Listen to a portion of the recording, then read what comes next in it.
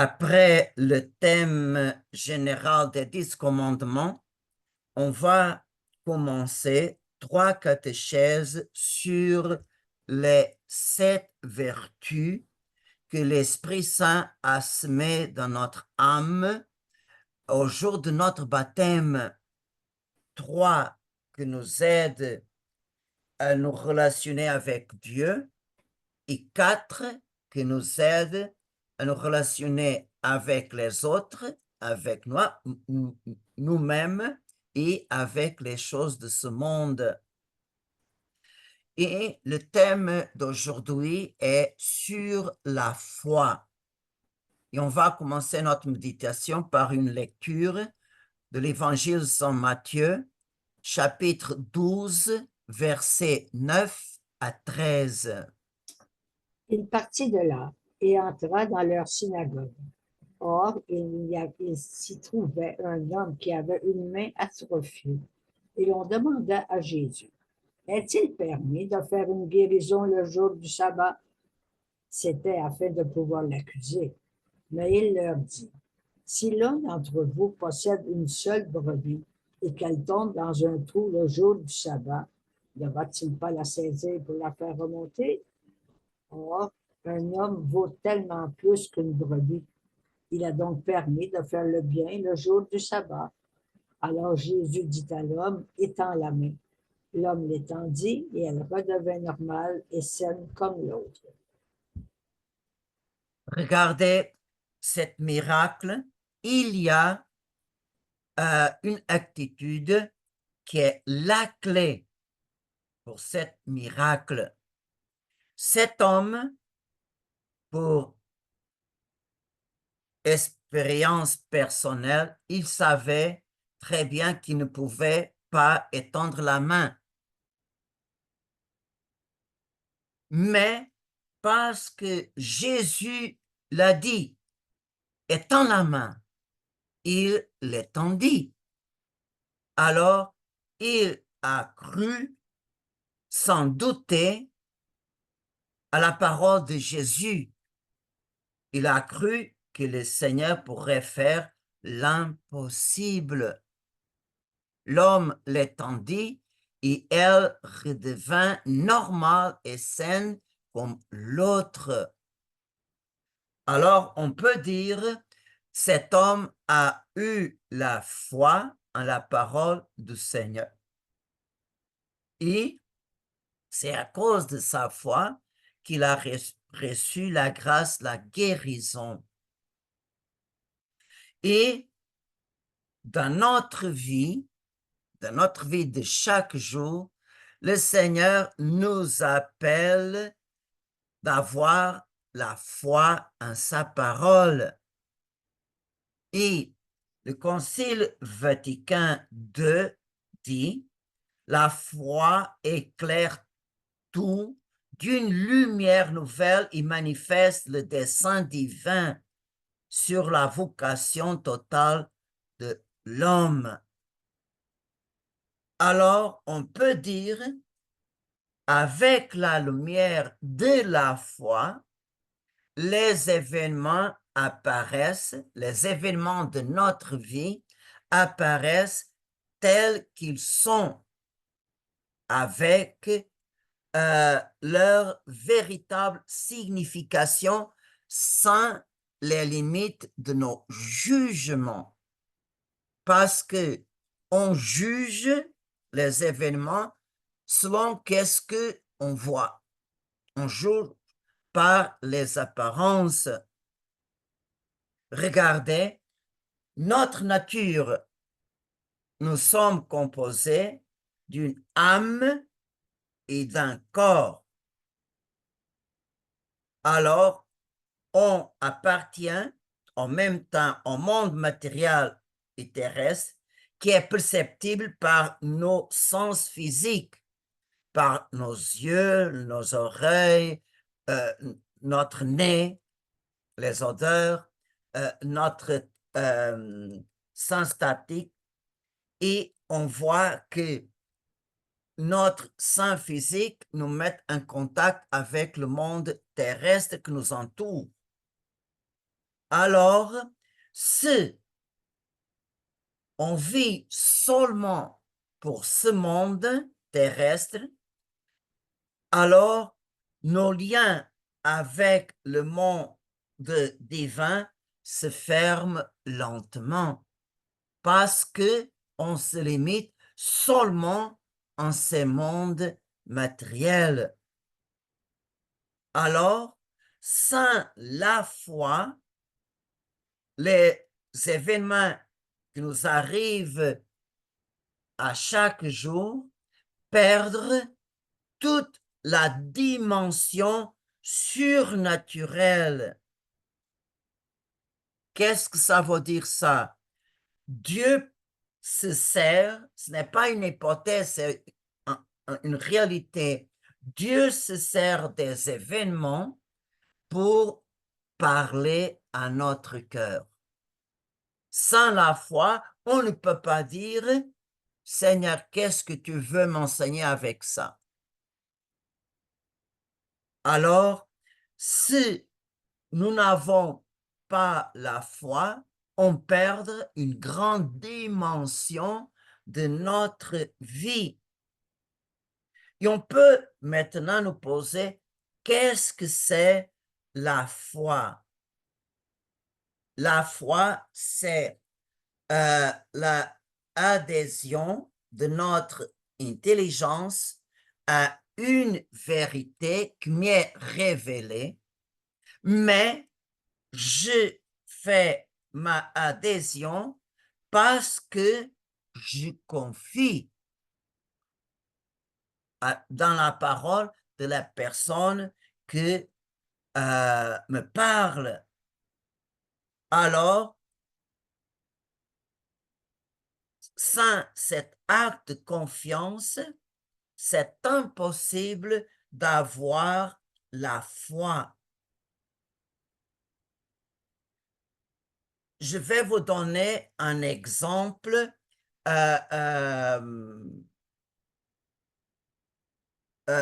pas un exemple surnaturel, mais un exemple naturel. Si quelqu'un me dit, les années 60, Montréal était comme ça. Je n'étais pas là. Je n'ai pas vu. Mais je reçois ces renseignements. Et je regarde, bon, cette personne a vécu à Montréal les années 60. Cette personne a fait sa vie, alors elle sûrement a eu une connaissance totale de la réalité de cette ville. Alors, mon intelligence me demande, analyse la situation. Je vois que je reçois des motifs dignes de confiance. Cette personne est une personne digne de confiance, non seulement par sa parole, mais aussi par sa expérience.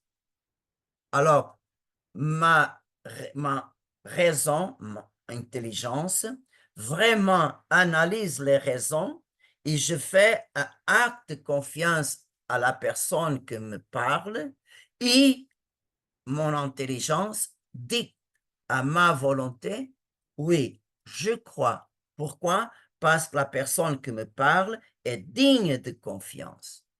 Ça, c'est un acte naturel. Pourquoi? Parce que la chose qui m'est révélée, c'est une chose naturelle. La vie de Montréal, les années 60. Mais nous avons ici un acte de foi, mais une foi naturelle, une foi humaine. Et dans les Écritures, Dieu me parle de sujets surnaturels. Et dans l'Ancien Testament, la foi était essentielle pour le salut ou la ruine du peuple juif. Au deuxième livre des Chroniques est écrit au chapitre 20, verset 20, Josaphat dit au peuple, crois en Yahvé, ton Dieu, et tu seras sauvé. Et le prophète Isaïe, au chapitre 7, complète, si tu ne crois pas, tu ne te tiendras pas debout. Alors, la foi est l'acceptation de la parole de Dieu,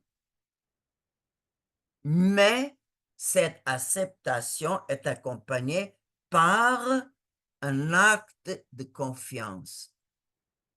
Parce que c'est Dieu qui me parle, il y a pour moi un grand amour, alors il jamais m'a abandonné, alors je fais confiance. Oui, je crois à la parole qu'il me dit à travers des prophètes, etc. Et alors, dans le Nouveau Testament, la foi est aussi essentielle. Qui croit professe le christianisme, accepte tout ce que Jésus nous a dit. Qui ne croit pas se détache de cet salut que Jésus nous a apporté par sa parole. Celui qui croira, il sera baptisé, sera sauvé. Celui qui ne croira pas sera condamné. Alors, la foi est l'acceptation de l'évangile que le Seigneur nous a enseigné et que les apôtres nous ont transmis par sa prédication. C'est pour ça que Saint Paul aux Romains dit que la foi vient de la prédication. Et la prédication se fait par la parole du Christ. Alors, on voit que quand Dieu me parle, quand Dieu me révèle son mystère, ou quand Dieu révèle le mystère de la vie humaine, alors on doit croire en sa parole, même si on ne voit pas qu'est-ce que le Seigneur nous parle. En ce monde, je vais vous dire un mot et c'est la réalité. En ce monde, nous sommes aveugles. On ne voit rien. On voit Dieu qui se cache dans les événements. On voit Dieu qui se cache dans le cœur de l'autre personne. On voit Dieu vraiment présent dans son Église, mais je vois ça par la foi, d'une manière voilée. Et est là que vient le mérite. Nous avons des mérites aux yeux de Dieu. Pourquoi?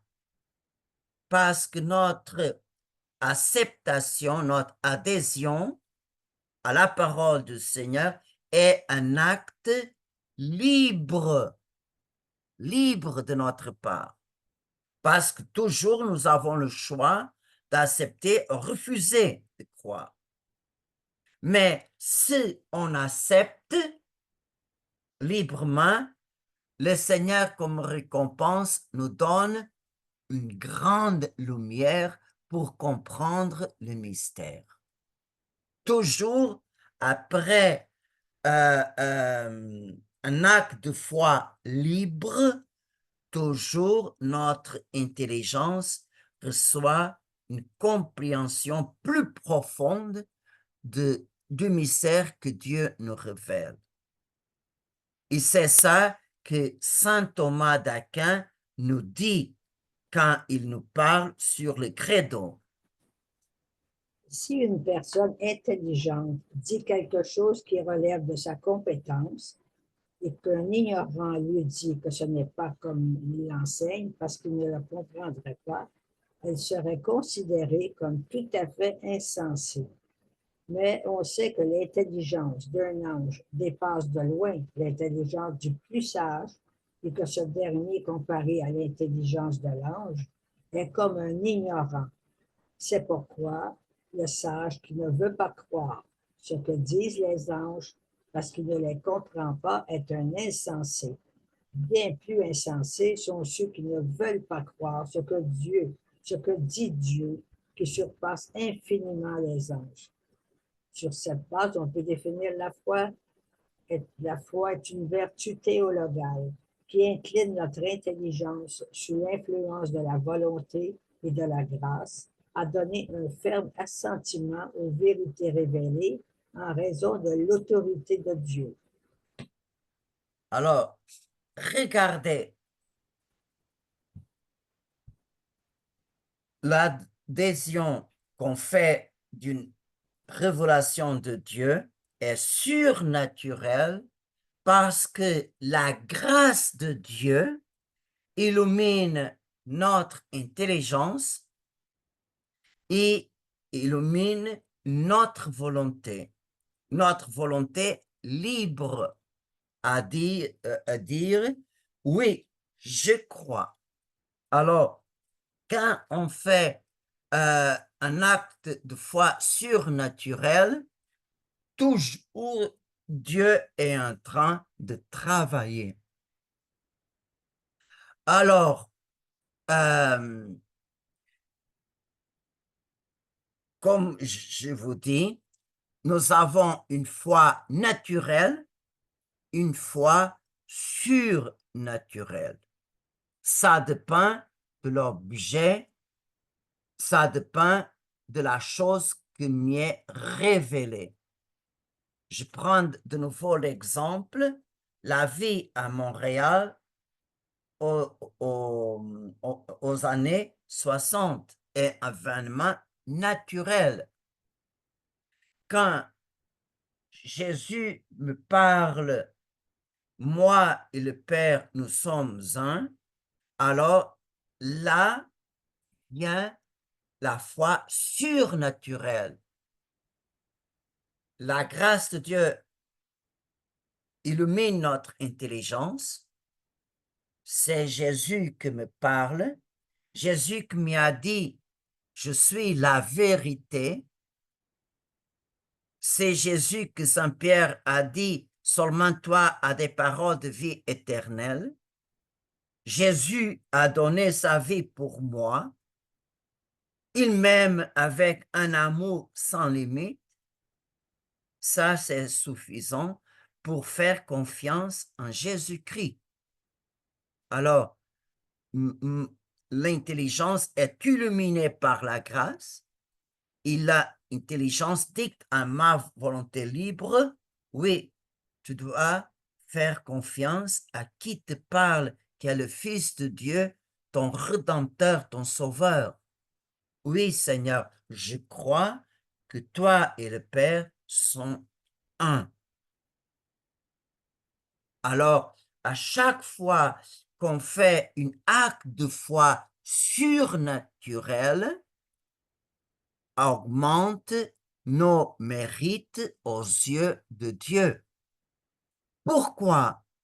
Parce que à chaque acte de foi, notre âme, notre esprit se ouvre de plus en plus à cette réalité qui nous surpasse, mais qui font partie de notre mystère. Et on peut poser cette question. Quel est le trésor de notre foi? Le trésor de notre foi sont les 12 articles du credo. On peut dire, on peut comparer les 12 articles du credo à un collier de 12 perles qui sont unies par un fil Et ces 12 perles est un trésor unique. Si nous avons la vraie foi, on accepte tout. Si on doute d'un seul point de credo, avec le temps, on va perdre tout. Parce que la liaison entre ces 12 perles est tellement grande, si on perd une perle, les autres perdent aussi. Et en même temps, regarder un mystère de la foi nous aide à comprendre l'autre mystère de la foi. Je vais donner seulement un exemple. Par exemple, si on contemple le mystère de l'incarnation du Verbe à Nazareth, on peut comprendre la consécration du pain et du vin sur l'autel. Nous avons la même action de l'Esprit Saint. Par l'action de l'Esprit Saint, par la réponse de Marie, le Verbe s'incarnait. Par la force de l'Esprit Saint que le prêtre invoque, par la force de la parole, ceci est mon corps, Jésus se rend présent dans le pain et le vin consacré. Alors, un mystère de la foi nous aide à comprendre l'autre mystère de la foi. C'est pour ça qu'on ne peut pas laisser tomber aucune des perles de notre trésor de la foi.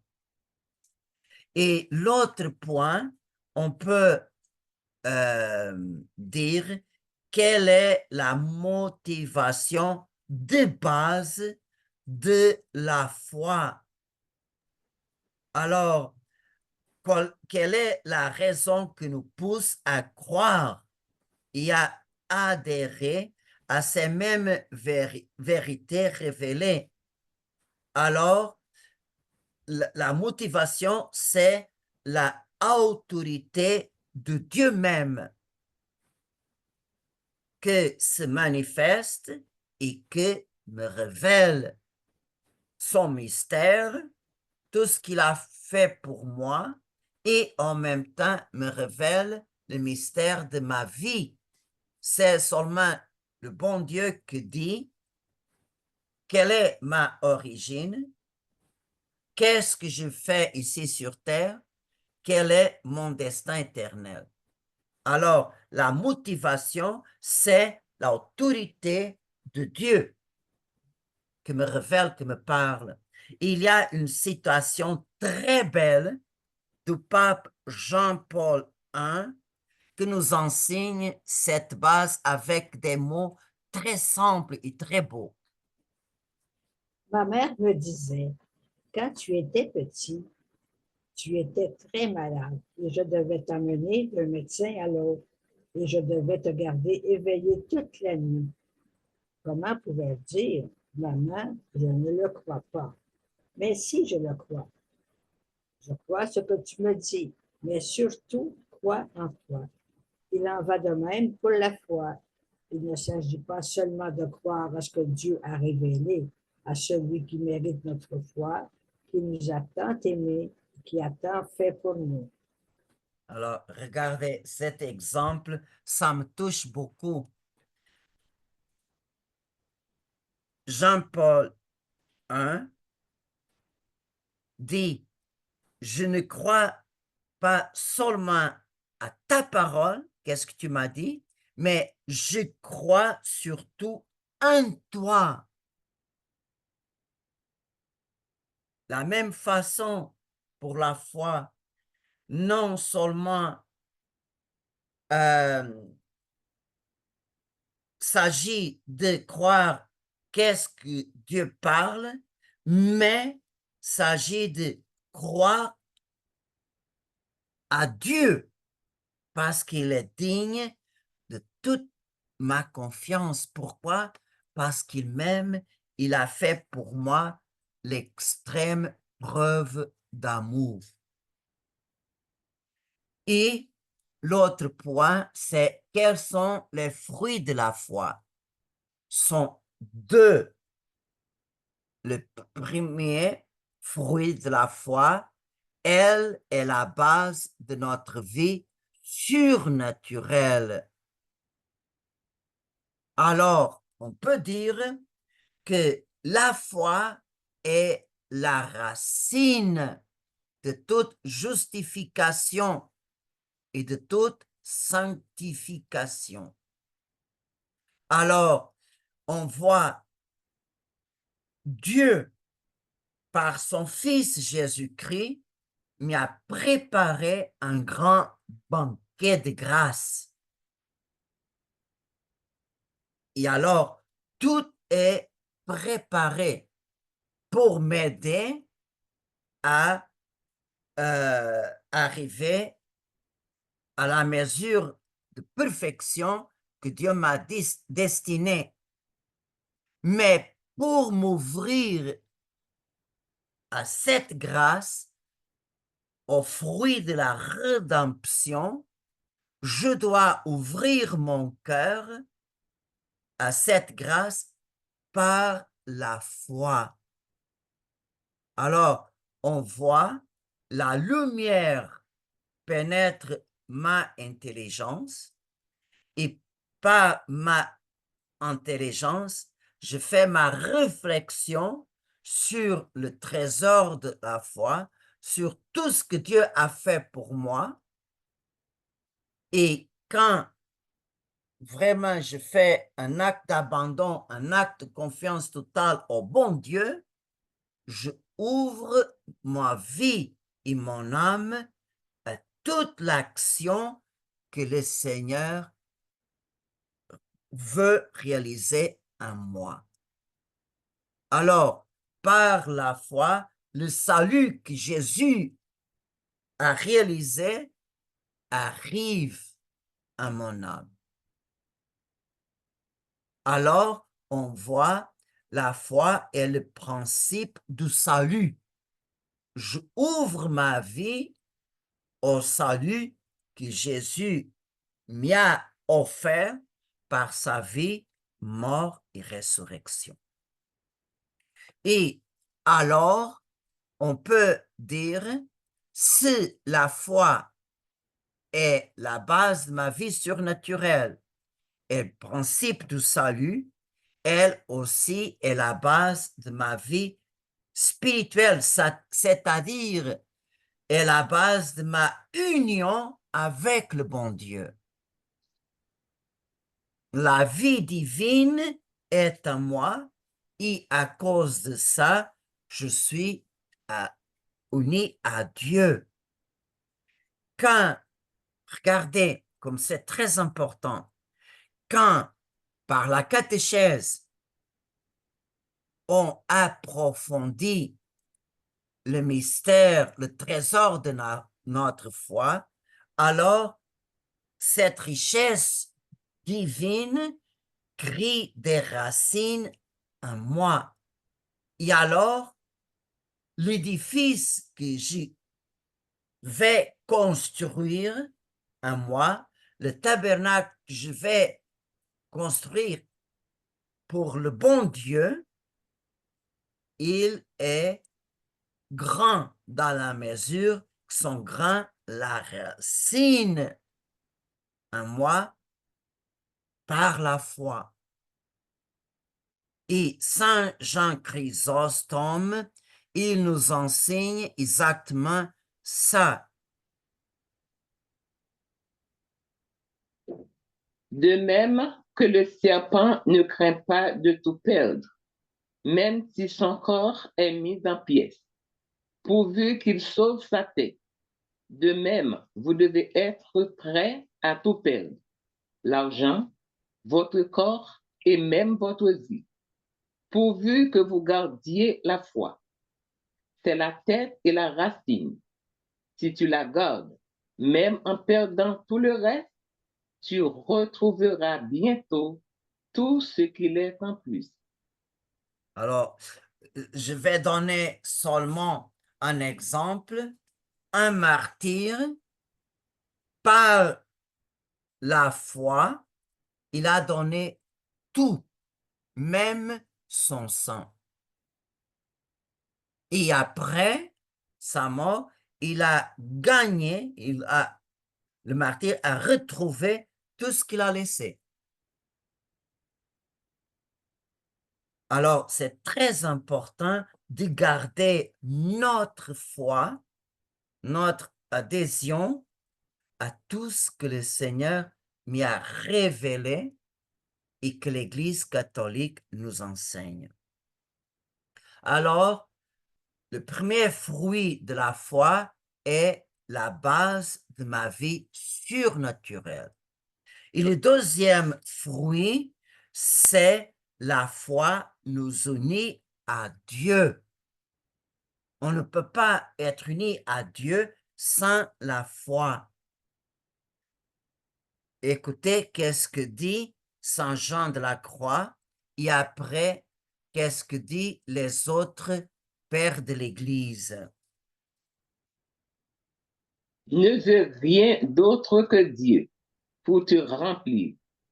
Ne souhaite pas les consolations de Dieu ou de comprendre Dieu, puisqu'il ne faut. La foi et l'amour seront les guides qui vous conduiront à lui par des chemins que vous ne savez pas emprunter. La foi est le pied qui conduit l'âme à lui. L'amour est le guide qui vous conduit à lui. Cependant, la foi n'appartient pas aux orgueilleux, mais aux humbles. Nous enseigne Saint Augustin. Les durs de cœur, malgré tous les signes et les prodiges, refusent de croire. Saint Grégoire explique. Nous devons considérer tous les signes qui ont été donnés tant à la naissance qu'à la mort du Seigneur. Combien fut grande la dureté de cœur de certains Juifs qui ne le reconnurent ni pour son don de prophétie, ni pour ses miracles. Tous les éléments ont témoigné de la venue de son auteur, car, d'une certaine manière, les cieux l'ont reconnu comme Dieu, puisque dès sa naissance, ils l'ont manifesté par une étoile. La mer l'a reconnu parce qu'elle l'a soutenu sur ses vagues lorsqu'il a marché sur l'eau. La terre l'a reconnu parce qu'elle a tremblé à sa mort. Le soleil l'a connu en cachant la splendeur de ses rayons à l'heure de sa mort. Les falaises et les murs l'ont connu parce qu'elles se sont fissurées à l'heure de sa mort. La demeure des morts l'a reconnue en ressuscitant les morts qu'elle tenait en son pouvoir. Si tous les éléments insensibles l'ont reconnu comme Dieu, le cœur des Juifs infidèles, plus dur que les falaises elles-mêmes, n'a pas voulu le reconnaître. Alors, on voit qu'il y a ici une grande contradiction. On voit de la infidélité naît l'orgueil. Et l'orgueil ferme l'intelligence. L'intelligence n'était pas capable de voir même les choses qui sont évidentes. Et la même chose qui est arrivée aux Juifs infidèles, orgueilleux, est arrivée aussi aux anges qui sont tombés. À cause de leur orgueil, ils sont devenus infidèles. Mais leur insoumission au vrai Dieu, qu'ils reconnaissent ne les empêchait pas de croire en Dieu. Mais cette foi, c'est une foi stérile, ne produit pas de fruits. Comme nous enseigne l'apôtre Saint Jacques, les démons croient, mais ils tremblent sur le poids de la grandeur de Dieu, de la justice de Dieu qui toujours est sur eux. Alors, pour nous les croyants, qu'est-ce que c'est la foi? Premièrement, c'est une grande lumière qui éclaire notre intelligence et distingue le chrétien du rationaliste. Et on peut dire qu'il y a trois sortes, trois types de connaissances. La connaissance sensible, qui vient, on le reçoit par l'essence corporelle. La connaissance rationnelle, s'acquise par l'intelligence, l'étude des sciences. Et la connaissance spirituelle ou surnaturelle, s'acquise par la foi. Et par la foi, nous avons saisi tout le trésor de la foi, qu'un rationaliste ne peut pas comprendre. Il n'y voit pas. Et alors, la foi nous donne aussi de profondes convictions. Alors, cette foi authentique qui a créé des racines dans mon cœur, dans ma vie, alors nous donne la certitude, Dieu est avec moi chaque jour. Dieu travaille en mon âme. Dieu me forme de plus en plus à l'image de son Fils. Et alors, c'est le Fils qui est en moi qui me fait participer de la vie trinitaire. Je vais vous donner un exemple. Si on regarde Jésus sur la croix, qu'il a préféré la croix comme trône que la gloire de tous les royaumes de ce monde. Et quand on regarde avec notre cœur Jésus crucifié, on commence à voir une vision différente de la souffrance qui existe dans notre vie. Et même ce regard me donne le courage d'apporter ma croix chaque jour pour suivre Jésus-Christ. Et c'est cette lumière qui a fait Saint Paul dire, les souffrances du temps présent ne sont pas à la mesure de la gloire qui doit se révéler en nous. Et c'est la foi qui a donné au grand saint la joie de souffrir pour amour de Christ. Alors, quand on se sent faible, la foi nous donne la force. La foi nous montre Dieu me soutient. Dieu ne m'abandonne pas. Dieu est avec moi. Après la tempête viendra le bon temps. Et aussi, la foi est une source de consolation. Non seulement au temps des épreuves, mais aussi au moment de notre mort. La mort nous sépare de toutes choses de ce monde, même nous sépare des gens qu'on aime, mais la foi m'anime parce que je sais, je vais retourner à la maison du Père. La mort, ce n'est pas la fin. Et aussi, comme j'ai dit, la foi est source de grands mérites. Et on voit que c'est par les mérites, et ça est l'évangile d'aujourd'hui, le bon Dieu veut qu'on vit notre vie en ce monde, mais en regarder l'éternité. On doit faire les choses qui ont des mérites en valeur que surpassent la mort. Si on vit seulement pour ce monde, la mort va nous enlever tout. Mais si notre vie a une valeur surnaturelle, ces valeurs-là, la mort ne peut pas toucher. Et alors, on peut comprendre comme la foi a donné un grand mérite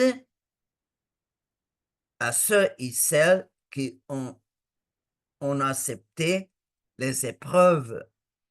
Par exemple, les chrétiens persécutés, ils méritent. Écoutez, qu'est-ce que Saint Cyprien nous enseigne en ces points-là. Dieu nous regarde. Le Christ et ses anges nous regardent quand nous combattons pour la foi. Quelle grande dignité, quel plein bonheur que de combattre sous le regard de Dieu et d'être couronné par le Christ. Alors, à la fin de notre réflexion, on peut supplier comme les apôtres dans l'Évangile, Seigneur, augmente notre foi. Aussi, on peut dire comme le Père affligé, on peut dire, Seigneur, je crois, mais aide ma petite foi. Amen.